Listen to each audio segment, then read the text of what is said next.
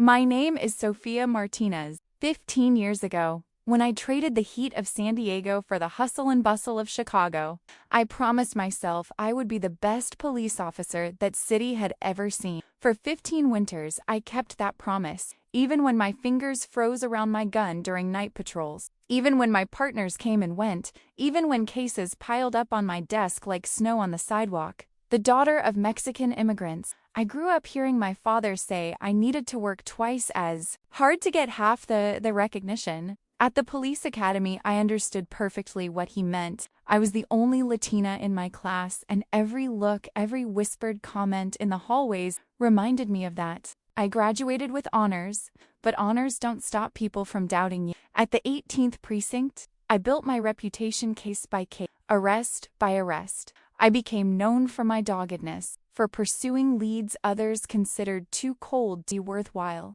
The bloodhound, they called me. Not for my facial features, as some joked in the early years, but for my ability to sniff out the truth where others only smelled failure. And yesterday, after 15 years, after more than 1,000 arrests, after 3 medals for valor, after surviving 2 gunshots, one to the shoulder and another that grazed my left temple, leaving a scar I wear like a badge, after all of this, Chief Richard Coleman looked at me with that crooked smile he reserves for when he's about to do something he knows will hurt. Someone and said, "Martinez, you're out.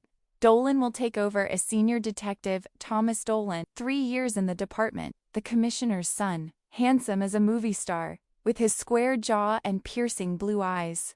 Intelligent, I can't deny, ambitious too. But his field experience was limited to routine cases. He'd never handled a complex homicide, never stayed awake for 48 hours straight chasing a serial killer, never felt the weight of having to tell a family he couldn't find the killer of their loved one. "You're done, Martinez," Coleman added, leaning back in his leather chair, that smile still playing on his thin lips.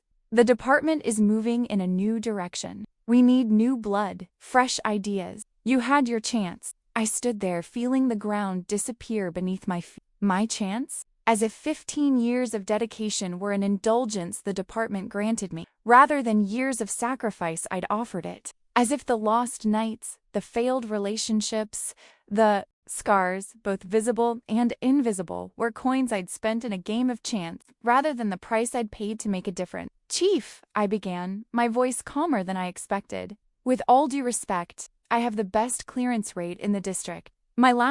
Your last case, nearly cost us the department's reputation," he interrupted, his smile fading. "You ignored protocol, confronted a suspect without backup, and nearly killed a civilian in the process. That civilian was an armed drug dealer, and I saved a child's life," I replied, feeling anger begin to boil in my stomach. "And the protocol didn't anticipate a bomb about to explode." Coleman sighed, as if explaining basic math to a stubborn child. "Look, Martinez, I'm not saying you're not a good cop. You are. Or at least, you were. But the world is changing. The department is under constant scrutiny. We need officers who follow the rules, who maintain a positive image.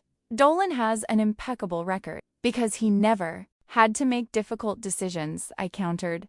"It's easy to keep your hands clean when you only handle safe cases, when you have a commissioner father opening doors for you, when—" "Enough!" Coleman slammed his palm on the table, the sound echoing through the small room. "This isn't a discussion, Martinez. It's a statement. The decision has been made. Starting Monday, you answer to Dolan. If you can't handle this, there are other districts in Chicago. Or maybe it's time to consider early retirement. Retirement. The word hit me like a punch. I was only 42 years old. I was at the peak of my career, or at least I thought I was. I looked at Coleman, at his face flushed from alcohol and chronic stress, at his thick eyebrows that drew together when he was angry, like now. I'd known this man for over a decade. He'd recruited me from the San Diego department, promising opportunities, promising that my hard work would be recognized. And to some extent, he'd delivered on those promises. But there were always invisible limits, glass ceilings I could see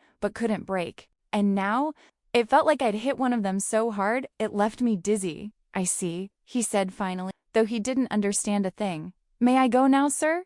Coleman nodded, already picking up the phone, dismissing me from his presence and his. I left his office with heavy legs, each step seeming to require a monumental effort. Outside, the police station continued its normal rhythm, phones ringing, keyboards clicking, occasional laughter bursting like small bubbles of normalcy in a day that, for me, had lost any sense of normalcy. My desk was in the far corner, as I preferred. I wished I had my back against the wall, could see the entire room, all the entrances and exits. It's an old habit of someone who'd been ambushed once and vowed it would never happen again. I sat heavily in my chair, staring at the organized chaos that was my workspace, case files stacked in order of priority, photos of victims, pinned to a discreet frame, a small collection of origami made during long waits in court or hospitals. I picked up one of the folded papers.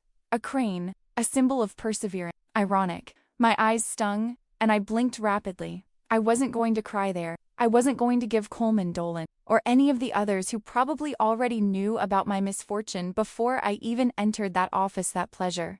That's when Alvarez, a young police officer I'd helped train the year before, appeared beside me, her usually cheerful face now somber. "Detective Martinez," she began hesitantly. "Just Martinez now, apparently," I corrected, trying to smile but managing only a grimace. "What's up, Alvarez? Just came in on the radio. Hostage situation at Dearborn Plaza. Gunmen, at least 5 hostages. One of them is a child." My heart raced, adrenaline momentarily dispelling the fog of self-pity that threatened to consume. "Has Dolan already taken the case?" Alvarez hesitated, glancing quickly across the room where Dolan was chatting animatedly with 2 other detectives, completely oblivious to the situation. "He's in a transition meeting. Coleman said to wait until he's finished." "Wait?" I repeated in disbelief. "With hostages involved?" "That's the boss's orders." Alvarez shrugged, but I could see in her eyes that she agreed with my indignation. I glanced at the clock on the wall. It was 4:42 p.m. Traffic at this hour would be hellish. Every minute counted in a hostage situation. "Who reported it?" A woman managed to text her husband before the suspect took her phone. The husband called 911. "We're getting fragmented information. It appears the man is unstable, yelling about injustice, about having lost everything." I stood up, grabbed my blazer from the back of my chair, and put it on in one fluid motion. "What are you doing?" Alvarez asked, though her tone indicated she already knew the answer. "My job," I replied, checking my gun and replacing it in its holster. "At least until Monday, Martinez." She lowered her voice. "Coleman will finish you if you defy a direct order." I looked at her young, worried face, and smiled, a genuine smile this time. "Like you said, Alvarez, he's already finished with. What else can he do?" I left the police station without looking back, ignoring the curious stares that followed me. In the parking lot, I got into my car, a 2010 Chevrolet Impala that had seen better days but was still reliable when I needed it. And I really needed it now. The radio crackled with updates. The situation was deteriorating. The gunman had fired a shot into the ceiling. Negotiators were on their way, but it would still take at least 20 minutes to arrive. Too long for a desperate man with a gun. I started the engine and pulled out of the parking lot, tires screeching on the asphalt. As I drove, my mind processed what I knew. Dearborn Plaza, 5 hostages, including a child, an unstable man speaking out about injustice. It wasn't much, but I'd dealt with less. The traffic was exactly as I feared, a sea of metal and red brake lights stretching as far as the eye could. I turned on my siren and lights, creating a path between the cars like Moses, parting the red sea. Even so, it was taking too long. My phone rang. It was Coleman. I ignored it. It rang again. I ignored it again. The third time, I answered and put it on speaker. "Martinez, what the hell do you think you're doing?" His voice boomed through the car. "Responding to an emergency call, sir," I replied, my voice professional and controlled despite the anger boiling in my veins. "You were given explicit orders to wait for Dolan. Hostages cannot wait, sir. Their lives are worth more than any transition protocol." "This isn't about protocol, and you know it," he shouted, his voice distorted by the car's speak. "It's about insubordination. It's about you not accepting that your time is up." It hit me like a slap in the face. As if I were a product with an expiration date. as if everything I had done, all the lives I had saved, all the criminals I had put behind bars could be discarded because one man decided my time was up. "Sir," I said, my voice dangerously calm, "with all due respect, there is a child in danger. I may be finished, as you say, but until my badge is officially retired, I am still a police officer of this department, and I will do my job. Martinez." I hung up. The phone started ringing immediately, but I put it on silent and tossed it into the passenger seat. I didn't have time for office politics right now, not when lives were at stake. Finally, I spotted Dearborn Plaza, a mid-sized shopping complex with a central plaza and several stores spread across two. Police cars already blocked the entrance, and a small crowd of onlookers gathered behind the police. I parked my car behind one of the cars and got out, showing my badge to the officer guarding the perimeter. "Situation?" I asked, as he lifted the tape to let me pass. "White male, approximately 40 years old, armed with what appears to be a 9mm. He has 5 hostages in the electronics store on the second floor, the manager, 2 employees, and a couple of customers, one of whom is a girl of approximately 7 years old. Demand?" He hasn't made any specific comments yet. He's alternating between yelling about how they ruined his life and long periods of silence. We've tried to establish communication on the store phone, but he's not answering. I nodded, processing the information. "Who's in charge here?" "Sergeant Reyes. But he's waiting for the negotiators and the tactical squad. You're the first detective to arrive." This gave me a window of opportunity. Not a very large one, but enough for me to assess the situation for myself before bureaucracy and protocols rigidified everything. "Where can I find Reyes?" The officer pointed to a middle-aged man standing next to a patrol car talking on a radio. I approached, again flashing my badge. "Sergeant Reyes?" "Detective Martinez, 18th Precinct." Reyes looked at me with a look of relief. "Thank God. We need someone with experience here. This situation is about to explode." "Update me," I asked, feeling momentarily vindicated. At least someone still recognized my worth. Reyes showed me the mall's floor plan. "The suspect is here, at Tech World." He blocked the store's main entrance with a television screen. "There's an emergency exit in the back, but it's locked from the outside to prevent theft." "Cameras?" He turned off the security system as soon as he got in. Smart enough to do that. "But we got some footage before we lost the signal." He showed me his tablet, where a frozen video showed a man of average height with thinning dark hair, wearing a wrinkled white dress shirt and black pants. His face was contorted in an expression of rage and desperation I knew all too well, the look of someone who believed he had nothing to lose. "Can we identify him?" I asked. "Robert Keller, 43. He worked as the store manager until 3 weeks ago, when he was fired. He was apparently stealing merchandise and reselling it online. The current manager, Ellen Price, reported him. She is one of the hostages." A familiar pattern was beginning to form in my mind. Financial situation? Divorced for a year. Child support payments overdue. Mortgage in foreclosure. Basically, a man up to his neck in water and a gun in his hand. I added, "Any indication he planned this, or was it an impulse?" Reyes scratched his stubble. "Hard to say. He walked into the store like a normal customer, chatted with a salesperson, and then pulled out his gun. He didn't bring anything other than the pistol as far as we could tell. Then he probably doesn't have an exit plan." That makes him more dangerous. "When are the negotiators expected to arrive?" 10 minutes, at least. Traffic is hell." I looked at the building, thinking quickly. 10 minutes was enough time for a situation like this to turn into a tragedy. "Do we have any current eye contact?" "One of our people has secured a position in a building across the street. He has a partial view through the window. I want to talk to him." Reyes nodded and led me to a patrol car where a young-looking officer was talking on a portable radio. As we approached, he looked up. "Keller just shoved one of the employees," he reported quickly. "He seems to be getting more agitated." Official, ... "Bennett, ma'am. Bennett, what can you tell me about the hostage disposition?" Bennett consulted his notes. "The manager is sitting behind the counter to the right as you enter. A male employee is near the cell phone displays. Another employee is near the cashier. The couple with the child is in the center of the store, sitting on the floor." "A cellar?" moving constantly, seems restless, doesn't stay in one place for more than a few seconds. The child? Crying, but not hysterically. Her mother holds her close. Her father seems to be trying to maintain eye contact with Keller, perhaps trying to establish some connection. I nodded, admiring Bennett's attention to detail. Great work. Keep watching and keep us updated on any changes. I turned to Reyes. I want to try to establish communication. He frowned. The negotiators, double quotes, they haven't arrived yet, and we have an increasingly unstable suspect with a child as a hostage.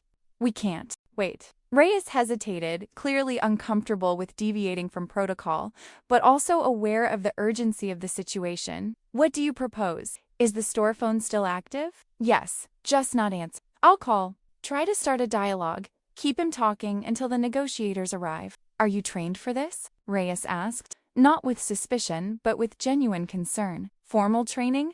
No. Practical experience? More than I'd like, I replied honestly. I've spoken to desperate people before, Sergeant. Sometimes all they need is someone to listen. After a moment of consideration, Reyes nodded. Do what you must. But when the negotiators arrive, I'll hand over the reins immediately, I promised. Though we both knew it would depend on the connection I could establish with Keller.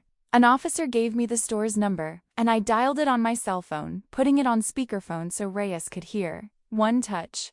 2, 3. In the room, a gruff voice answered. I told you to. Stop calling, Mr. Keller, I said calmly. My name is Sophia Martinez. I'm a detective with the Chicago Police Department. Another cop. He laughed humorlessly. You're like cockroaches everywhere. I just want to talk, miss. See how everyone in there is doing. What do you think they are like? Terrified. That's how the system works, isn't it? Keeping everyone afraid. I needed to keep him talking, to establish some kind of connection. It seems you feel unfairly treated by the system, Mr. Keller. Want to tell me about it? There was a moment of silence, and for a second, I hung up. Then, what's there to talk about? I've worked in the store for 8 years. 8 years of my life. And the first time I make a mistake, they throw me out on the street like trash. It was Ellen Price who reported him, correct? That viper, he spat. My assistant.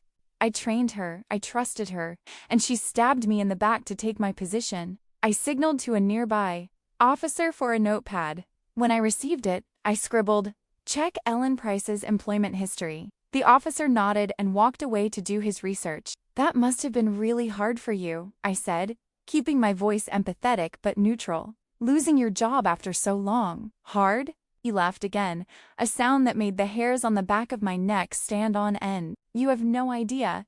My ex-wife was already sucking up every penny in child support. Without a job I couldn't pay. You know what happens when you don't pay child support, detective? They take away your driver's license. And you know what happens when you don't have a license in Chicago? You can't get another decent job. A vicious cycle, I agree. Exactly. And now they're about to take my house. The only asset I have left from my marriage. And all because that double quotes. He stopped, breathing heavily. Because Ellen couldn't wait her turn. She had to destroy me to get on top. The officer returned with some notes. I quickly read Ellen Price, 35, 6 years at Tech World, promoted to manager after Keller's dismissal. No prior history with the company, came from a competitor. Consistently positive reviews. This neither confirmed nor denied Keller's version, but it gave me something to work with. Mr. Keller, I understand your frustration. I really do. You know, just today I was informed that they're replacing me with someone with less experience, someone with connections. I know what it's like to be discarded after years of loyal service. That got his attention. You're bluffing. I wish I was. 15 years in the department, and today my boss told me I'm finished, that they need new blood. There was another silence, longer this time. When he spoke again, his voice had lost some of its aggression. So you understand, how can they do this to us? It's unfair, I agree. But Mr. Keller, the hostage is with you. They're not responsible for what happened. The little girl certainly isn't. I know that, he shouted, anger. You think I don't know?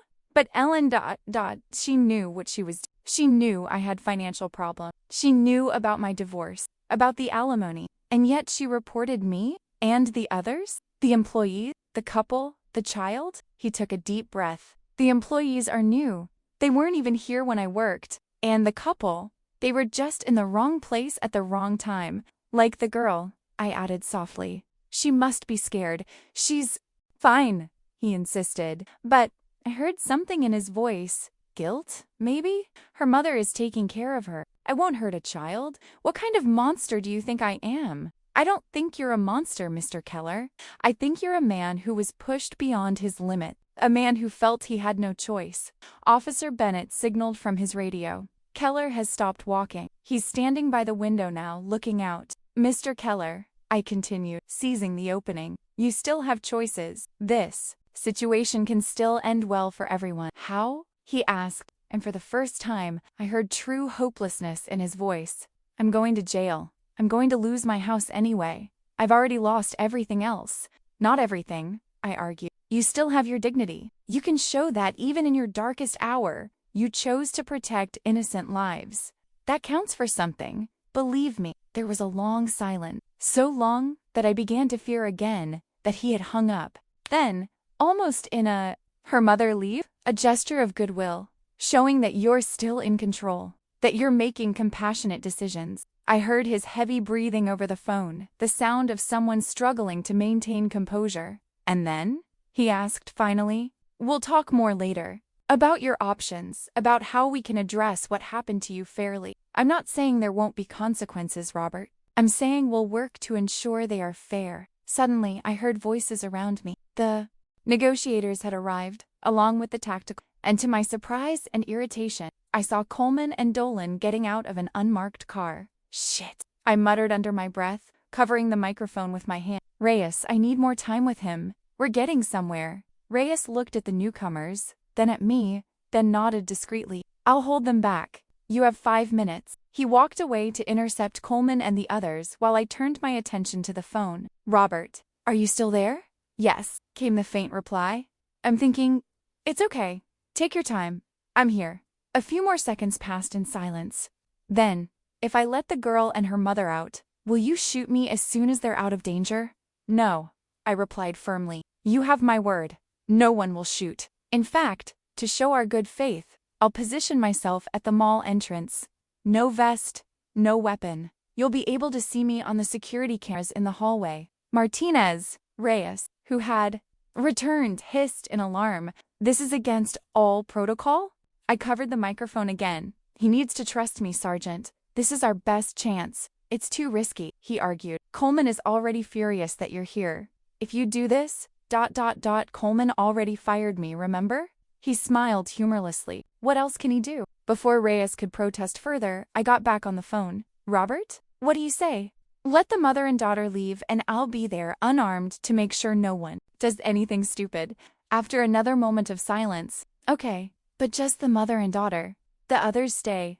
Understood. I'll get into position now, and you can release them when you're ready. I hung up and handed my phone to Reyes. Keep Coleman away until the first hostages are safe. After that, it doesn't matter. I removed my gun and handed it over, along with my holster. Then I removed my blazer, leaving me in just a simple white blouse, nothing that could be mistaken for a bulletproof vest. This is crazy, Martinez, Reyes said, but he made no move to stop me. Maybe, I admitted.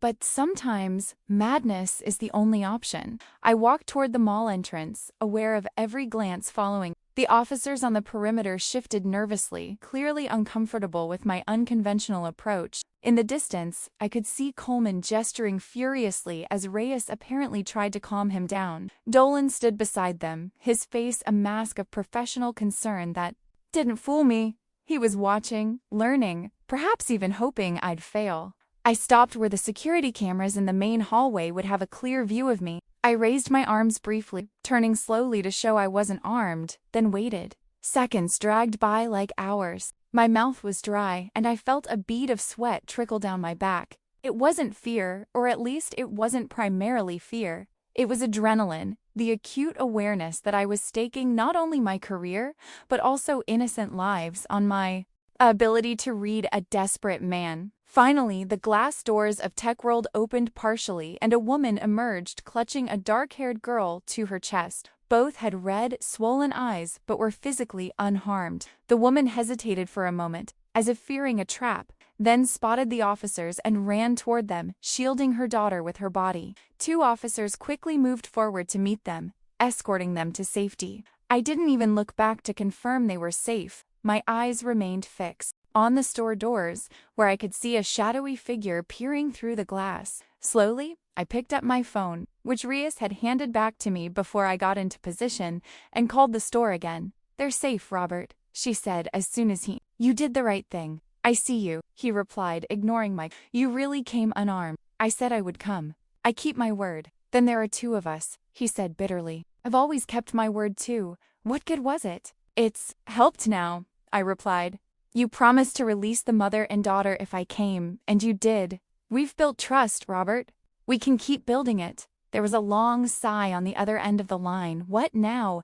"Now we continue talking. Maybe we can consider releasing someone else?" "Not so fast," he replied, some of his firmness returning. "First, I want some assurance." "What kind of guarantee?" "I want to speak to someone at the bank, someone who can pause my foreclosure." It was a request I couldn't immediately fulfill, and he probably knew it, but the simple fact that he was thinking in terms of negotiation, of resolution, was a good sign. "I'll see what I can do, Robert. It might take some time to locate the right person, especially late on a Friday afternoon." "I have time," he said with a forced calm that worried me. "Desperate men rarely have the patience they claim. While we're working on that, why don't we let one more hostage out? Maybe the husband of the woman you just released? The family would be reunited, and it would be another positive gesture on your part." He considered for a moment. "And what's in it for me, besides reducing tension and building more trust?" I asked. "Robert, every person you voluntarily release is a point in your favor when this is over. It shows that you're being rational, that you're concerned about the well-being of the innocent people involved." "And the guilty?" he asked, his voice growing tense again. "And Ellen? She's not innocent." This was dangerous territory. Keller clearly blamed Ellen Price for his misfortune, and his fixation on her was potentially volatile. "You're right," I agreed, surprising him. "If what you say is true, then Ellen made choices that hurt you. But think, Robert, if you hurt her now, who really loses? She becomes a victim in the eyes of the world, and you become the villain. Is that what you want?" Silence again, more tense this time. Then, "You're good with words, detective. But words won't give me back my life." "No, they won't," I admitted. "But your actions now will determine what kind of life you have from now on." "There are still choices, Robert." "There are always choices." I was about to suggest the husband's release again when I saw movement in my peripheral vision. Coleman was approaching, with Dolan on his heels and a man I assumed was the chief negotiator. His expression said it all. My time was up. "Robert," I said quickly, "more people are arriving. Professional negotiators. I'll have to put them on the phone soon." "No," he protested immediately. "I don't want to talk to anyone else. Just you. You understand? You know how it is."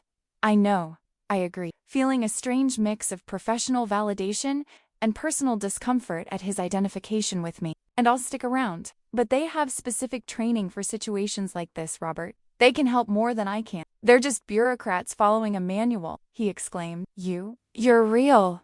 You've been through the same thing I've been through." Coleman had reached my side, his face red with fury. He reached for the phone, but I moved away, keeping it out of his reach. "Robert, listen," he said urgently. "Release the woman's husband now, as a final gesture of good faith to me, okay? Show them what I already know, that you don't really want to hurt anyone." Coleman grabbed my arm, muttering under his breath, "Martinez, you're suspended. Hand over the damn phone now." I ignored him, keeping my focus on Keller. "Robert, can you do this for me?" There was a pause then. "Which one is the husband?" "The man in the blue shirt," I replied, remembering the brief description I had received. "Okay," he agreed, his voice now resigned. "For you. Because you understand." "Thank you, Robert," she said sincerely. "That means a lot." Coleman snatched the phone from my hand, handing it to the salesman. At the same time, the store doors opened again, and a middle-aged man in a blue shirt staggered out, looking disoriented but unharmed.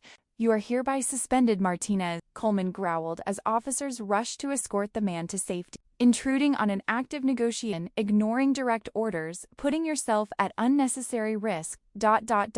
Does 3 hostages seem unnecessary to you, sir? I counter, my patience finally exhausted.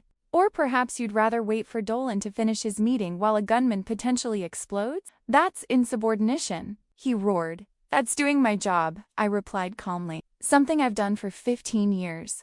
Despite the obstacles you and others like you have placed in my path. Coleman looked ready to explode, but Dolan, surprisingly, intervened. Chief, perhaps we should focus on the current situation?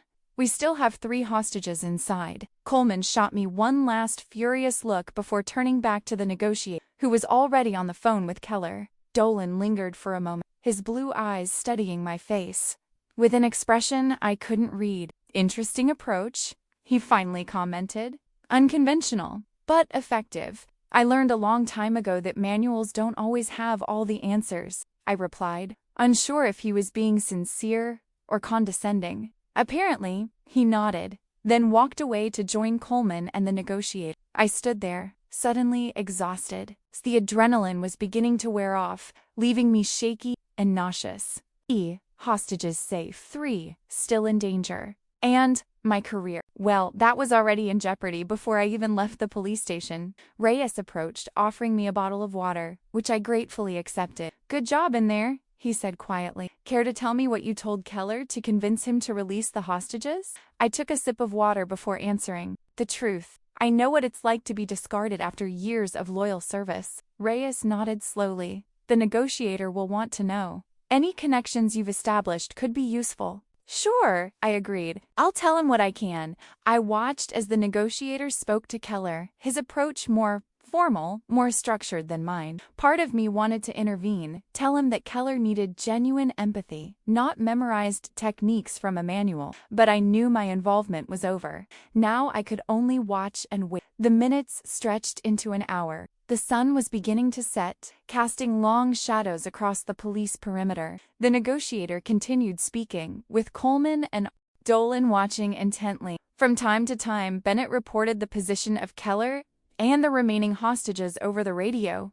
Nothing seemed to be changing. Then, suddenly, a deafening noise exploded in the air, the unmistakable sound of a gunshot. Everyone instinctively ducked, including me. The negotiator yelled into the phone, trying to re-establish contact. Coleman barked orders to the tactical squad, which was already moving in formation toward the mall entrances. Vision? Coleman shouted. To Bennett over the radio. No! Came the frantic. Shooting inside the store, view blocked by display. Another shot. And then, silent. My heart was pounding so hard I could feel it in my throat. Without thinking, I started moving toward the mall entrance. Martinez! Reyes yelled behind me. What the hell are you doing? I didn't answer. I didn't have a rational answer. I only knew that I had established a connection with Keller, that he had trusted me, and that maybe, just maybe, I could prevent more bloodshed. I entered the empty mall, my footsteps echoing in the surreal silence. The lights inside were still on, creating an eerie contrast with the darkening sky outside. I could hear distant voices, probably members of the tactical team moving into position, but I pressed on, toward the escalator leading to the second floor. When I reached the top, I saw Tech World about 30 meters away. The doors were closed, but through the glass, I could see movement. I approached, slowly, keeping my hands visible. When I was about 10 meters from the entrance, I called out, Robert! It's me, Sophia! Silent. Robert, please talk to me. What happened? After what seemed like an eternity, a voice answered. She tried to take my gun. I felt my stomach sink. Ellen? Yes! Came the reply, Keller's voice sounding strangely calm. She thought I was distracted talking to the negotiator. She tried to be a hero.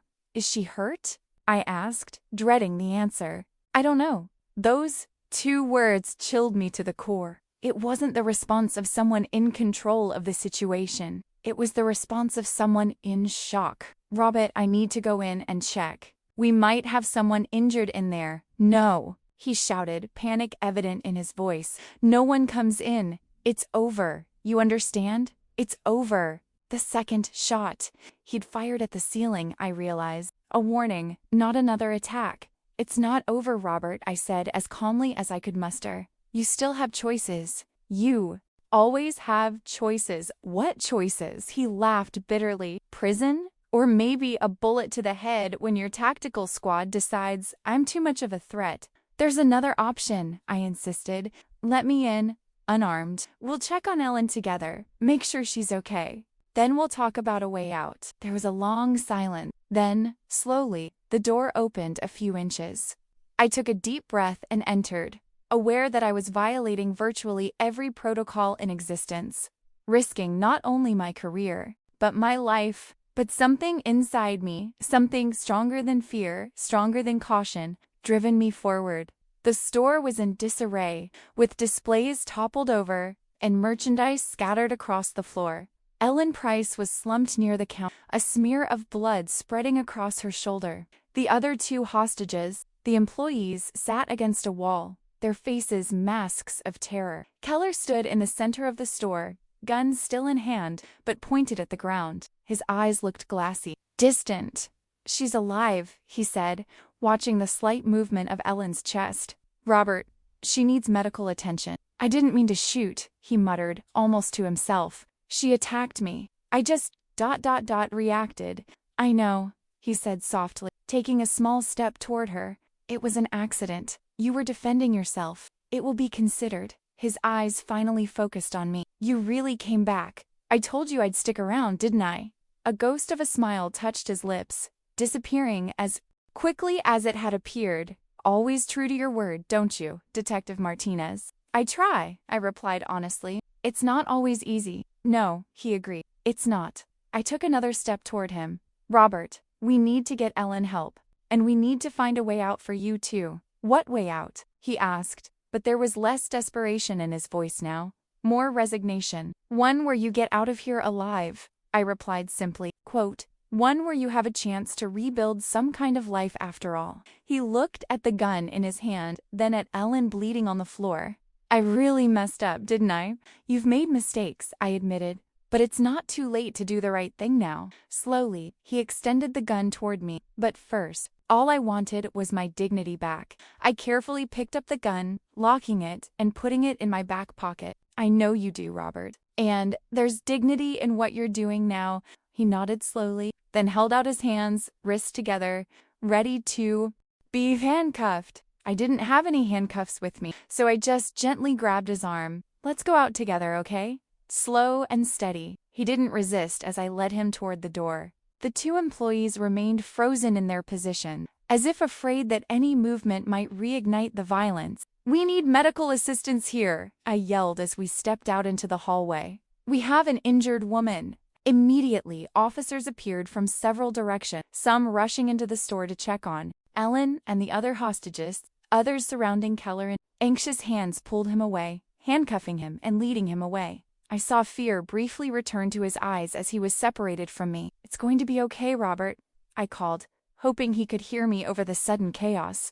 I'll make sure you're treated fairly. Then Coleman was in front of me, his face a mask of controlled fury. Your badge and your gun. Now. I handed Keller the gun. I'm not armed, remember? Your badge. Then he practically spat. Slowly, I took my badge from my pocket and placed it in his outstretched hand. I said nothing as he tucked it into his own pocket. You are suspended pending administrative investigation. Assuming you are not directly terminated for this display of gross insubordination and reckless behavior. I nodded, suddenly too tired to argue. Paramedics were rushing into the store. In the distance, I could see Keller being loaded into the back of a patrol car. Did you hear what? I said, Martinez? Coleman demanded, irritated by my apparent indifference. I heard, I replied, my eyes still following the police car as it drove away. I'm suspended, maybe fired, which is basically what you already decided this morning, right? So, really, nothing's changed. His eyes narrowed. Except 3 civilians were released unharmed, and 3 others are alive, including the woman you allowed to be shot. That I allowed... I repeated in disbelief. I wasn't even in the building when she was shot exactly. You established contact, then passed the phone around, confusing the suspect with multiple voices and approaches. Then, in an epic display of self-centeredness, you stormed the scene alone, with no backup, no plan. because you apparently believed you were the only one capable of resolving the situation. I took a deep breath, forcing myself to remain calm. With all due respect, sir, I secured the release of 3 hostages unharmed. When I entered the store, Keller had already shot Ellen. I managed to get him to surrender peacefully and no one else was hurt. Call it self-centered if you will, but I call it doing my job. Coleman opened his mouth to retort, but was interrupted by Reyes approaching. Sir, Ellen Price is stabilized. She was shot in the shoulder, but the paramedics say she should make a full recovery. Immense relief washed over me. And the other hostage? Shaken, but physically unharmed, Reyes replied, giving me a look that seemed almost respectful. Coleman mumbled something inaudible, then pointed a finger at me. Report to Internal Affairs Monday at 9 a.m. And don't talk to the press. Not a word. With that, he walked away, clearly eager to take control of the situation now that the danger had passed. Reyes remained, watching me curiously. That was either very brave or very stupid, he finally commented. Probably a little of both, I admitted. He nodded slowly. Well, whatever it was, it worked. For now, I agreed, already imagining the bureaucratic battle that awaited me. But strangely, I couldn't bring myself to worry about that at the moment. 3 hostages released, 3 hostages rescued. Keller alive and in custody. Ellen injured, but alive. Considering how things could have ended, this outcome seemed almost a miracle. Monday arrived faster than I would have liked. I spent the weekend alternating between preparing my internal affairs defense and obsessively checking the news about the hostage situation. Ellen Price had been released from the hospital on Sunday, her recovery progressing well. Keller was being held without bail, facing multiple charges, including attempted murder. The media, predictably, was having a field day with the story. Rebel detective saves hostages, read one headline. Suspended officer raids crime scene, proclaimed another. My face was all over the news, usually accompanied by speculation about my motives and my future in the department. I ignored the reporters crowding my driveway and drove to department headquarters, parking in the spot that had been mine for over a decade. I donned my best suit, dark gray, professionally cut, nothing flashy, and tied my hair in an austere bun. If I was about to face a professional firing squad, at least I'd be well dressed for the event. The Internal Affairs office was on the 3rd floor, an area most officers avoided as if it were contaminated. The secretary at the front desk recognized me immediately. My face was all over the newspapers. After all, Lan led me to a conference room where 3 high-ranking officers were waiting.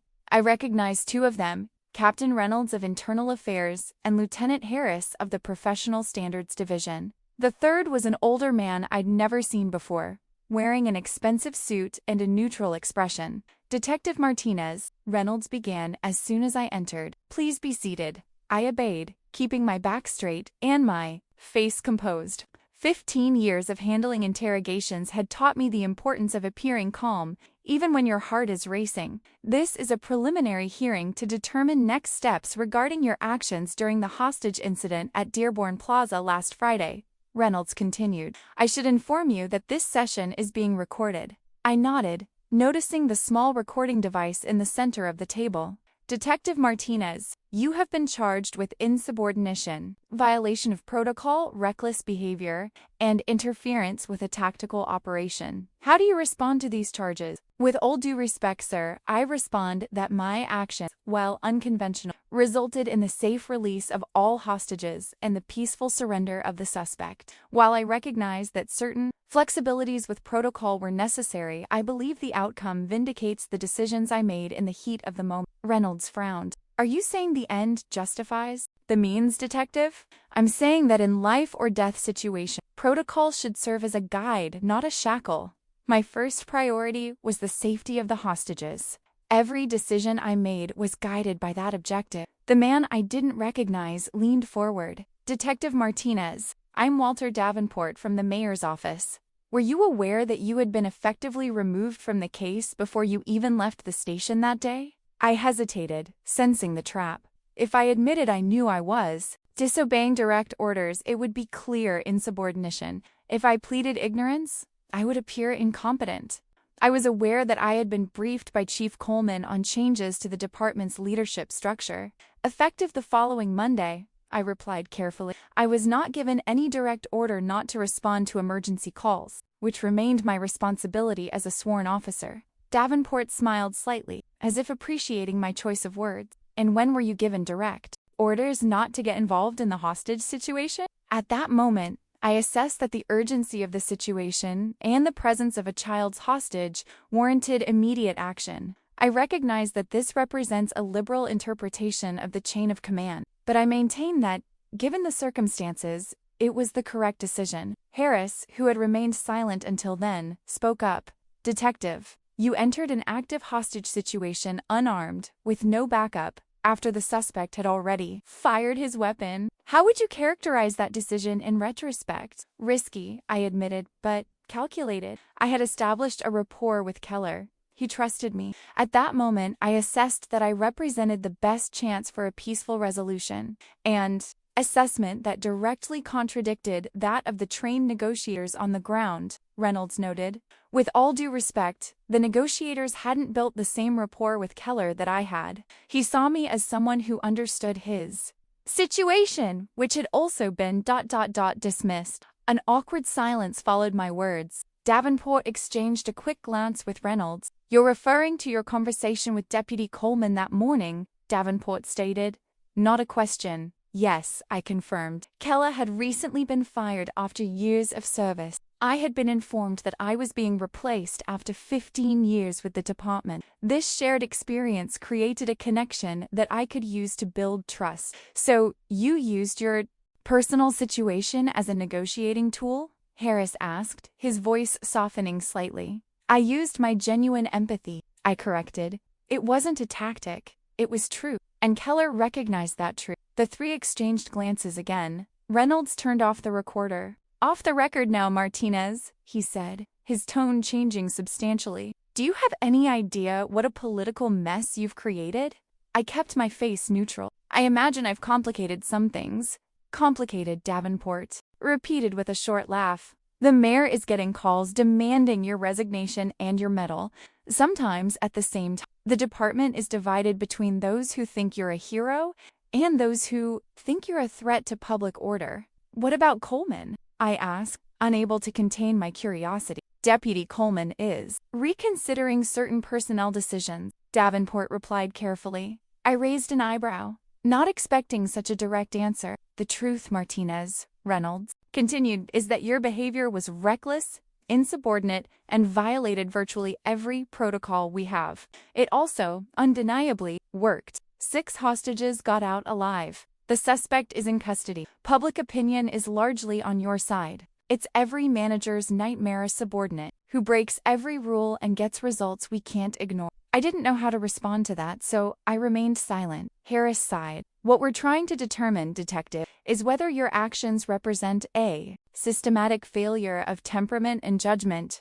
or whether they were an exceptional response to exceptional circumstances. And what is your conclusion? I asked, knowing I was pressing my luck, but unable to contain the question. We haven't reached one yet, Davenport replied, but I can tell you that we're particularly interested in your version of what happened in Deputy Coleman's office Friday morning. My stomach clenched. So this was it. It wasn't just about the hostage situation. It was also about Coleman trying to push me away. My stomach clenched. So this was it. It wasn't just about the hostage situation. It was also about Coleman trying to push me away. The new _store equals my stomach dropped. So this was it. It wasn't just about the hostage situation. It was also about Coleman trying to push me away. Deputy Coleman informed me that I was being replaced as senior detective by Detective Dolan. I replied carefully. When I questioned this decision based on my service record, I was told I was done and the department needed new blood. There was no discussion of merit or performance to justify the change. The three exchanged glances, again, this time with an almost conspiratorial air. And this conversation took place before the hostage situation? Davenport asked, though it was clear he already knew the answer. Approximately 40 minutes before, Reynolds leaned back in his chair, crossing his arm, and despite being essentially demoted, he still responded to the emergency call. Yes, it was my duty, even though I knew it would probably antagonize Coleman even more. My priority was the lives at risk, not my relationship with the chief of police, I replied, keeping my voice steady. Harris exchanged a look with Davenport, then turned to me. Detective Martinez, have you worked with Detective Dolan before? The question took me by surprise. Only superficially. He's only been in the department for 3 years. Our paths have rarely crossed. And do you have any opinion about his qualifications? Careful, Sophia, I thought to myself. It was a loaded question, designed to make me seem petty or envious. Detective Dolan appears to be a competent and dedicated officer, I replied diplomatically. My objection to my replacement was not about him personally, but about the process and the justification, or lack thereof, Davenport suggested. As I said, Reynolds sighed deeply. Martinez, I'll be straight with you. We're in a complicated situation. Your actions during the hostage incident were, objectively speaking, worthy of serious disciplinary consequence, but they were also effective and, frankly, courageous. Meanwhile, we have these ... allegations about Deputy Coleman's behavior. I haven't made any formal allegations, I pointed out. No, it didn't, Harris agreed. But the situation raises questions we can't ignore. Davenport leaned forward, resting his elbows on the table. Here's what we're going to do, Detective. Your suspension will continue for 2 weeks, with pay. During that time, we will conduct a thorough review of both the hostage incident and your department's administrative practices, including Deputy Coleman's personnel decisions? I asked. Including all relevant aspects, Davenport replied diplomatically. And after 2 weeks, the three looked at each other again. That will depend on the results of the investigation, Reynolds finally responded. But I can say that his actions, while problematic from a procedural standpoint, are difficult to criticize from a results standpoint. It was the closest thing to a compliment I was going to get from them, I realized. I see, he said. Is there anything else you need from me today?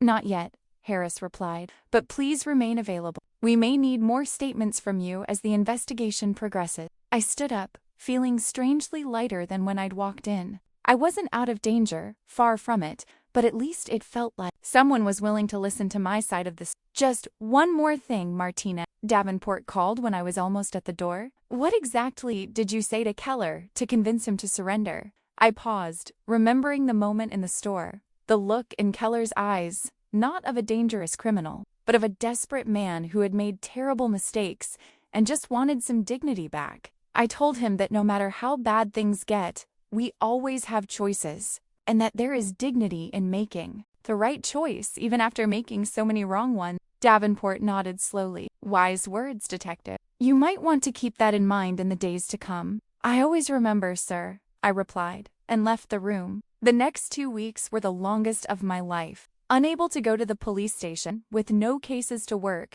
I found myself in a strange limbo, not quite on vacation, but definitely not working. For the first few days, I slept more than I had in years. My body felt like it was taking over all the lost nights, all the early mornings spent working on reports and crime scenes. When I finally emerged from this near hibernation state, I realized I didn't know what to do with myself. I tried to treat the time as a blessing in disguise. I tidied up my apartment, which was in desperate need of attention. I visited my mother in Pilsen, something I did far less often than I should have. I read 3 novels that had been sitting on my nightstand for months. I went for a run in the park and rediscovered the joy of cooking something more elaborate than instant noodles. But beneath it all, anxiety lingered. Every time my phone rang, my heart raced, imagining it was Reynolds or Harris or even Coleman calling me back for some final verdict. Every time the news mentioned the Dearborn Plaza hostage incident, I cringed, dreading seeing my face on the screen again.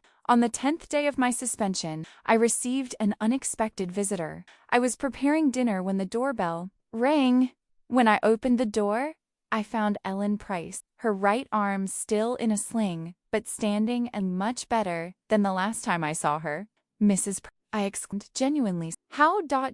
how did you find me? She smiled slightly. I'm an electronics store manager, detective. Finding someone's address isn't exactly a challenge for me. Of course, I murmured, still stunned by his presence. Please come in. I led her into my small living room, offering water or coffee, which she politely declined. I won't take up much of your time, she said, carefully sitting down on the couch. I just wanted to thank you personally. The doctors said if the shot had been a few inches to the right. She left the sentence unfinished, but the meaning was clear. I'm glad you're recovering well, I replied sincerely. How are the others? Jake and Miguel, the other employees, are fine. A little shaken up still, but they returned to work this week. She paused. The store reopened yesterday.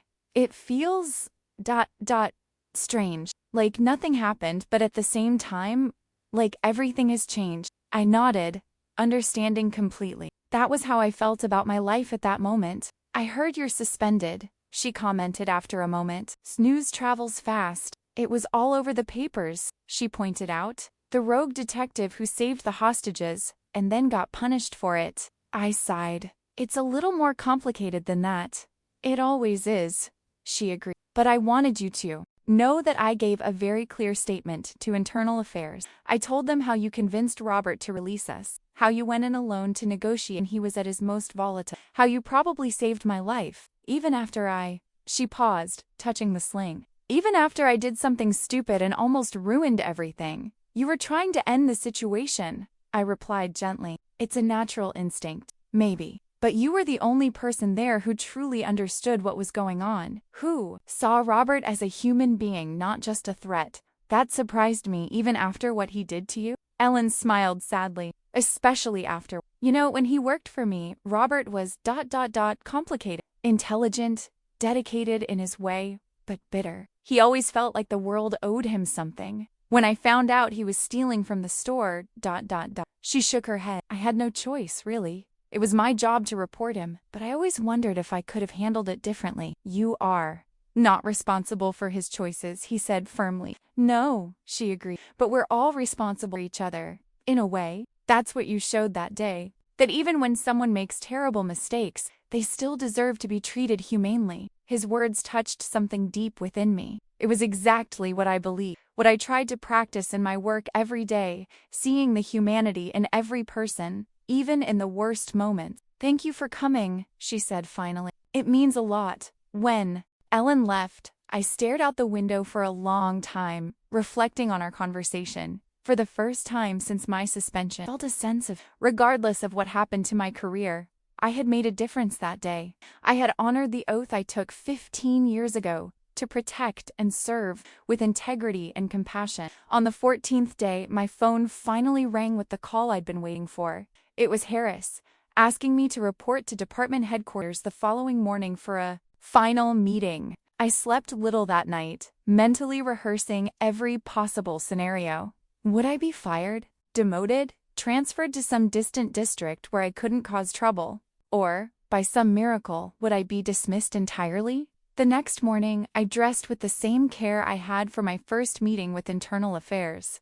This time, however, I was greeted not in a sterile conference room, but in the office of Commissioner Jackson, the head of the entire Chicago Police Department. The commissioner was an imposing figure, tall, broad-shouldered, with neatly trimmed gray hair and a face that rarely betrayed emotion. When I entered his office, he was standing by the window, surveying the city below. Reynolds was seated in a chair, as was Davenport, and, to my surprise, Coleman. Detective Martinez, Jackson greeted, turning from the window. Please have a seat. I obeyed, deliberately avoiding Coleman's gaze.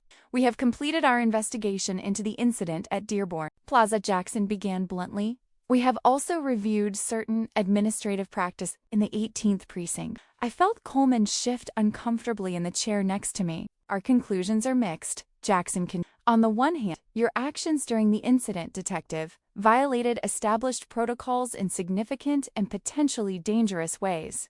On the other hand, those same actions unquestionably resulted in the preservation of human life. I kept my face neutral, waiting for the verdict. Simultaneously, Jackson continued. Our review of the 18th precinct's practices revealed inconsistency in the application of promotion and assignment policies, particularly with respect to your position and that of Detective Dolan. This time, I risked a sideways glance at Coleman. His face was rigid, his lips pressed into a thin line. As a result, Jackson concluded, we have determined the following. Your suspension officially ends today. You will return to work tomorrow, retaining your previous rank and responsibilities as senior detective. I felt a wave of relief wash over me, so intense, it almost made me dizzy. However, Jackson continued, holding up a finger, there will be a letter of reprimand in your permanent file regarding the protocol violation, and you will complete a refresher course in hostage negotiation procedures. Understood, sir, I managed to say, my voice firmer than I expected. As for Deputy Coleman, Jackson turned slightly to face him. He has agreed to retire, effective immediately. The shock must have shown on my face, because Jackson quickly added, this decision isn't directly related to your situation, detective. The chief has been considering retirement for some time. It was a diplomatic lie,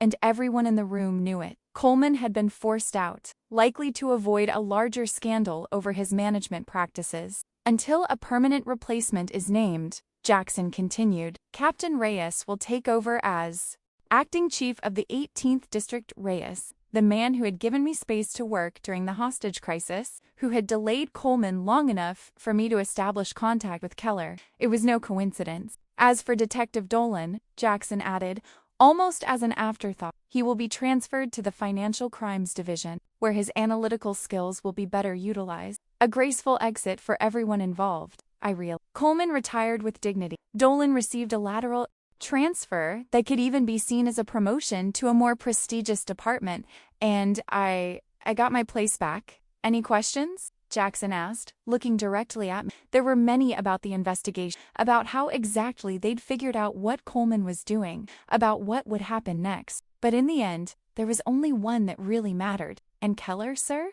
Robert Keller?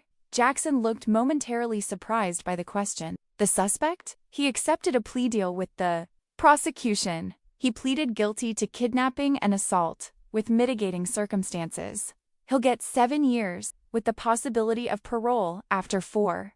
I nodded, satisfied that Keller wouldn't spend the rest of his life in prison. He had committed serious crimes, yes, but he had also been a victim of circumstance and his own desperate choices. 7 years seemed fair. If there are no further questions, Jackson concluded, you are dismissed, detective. Report to Reyes tomorrow for your assignments. I stood up, noticing that Coleman remained rigidly seated, clearly waiting to have a private conversation with the others after I left. Thank you, sir, I said to Jackson, then turned to leave. Martinez, Coleman's voice stopped me in the doorway.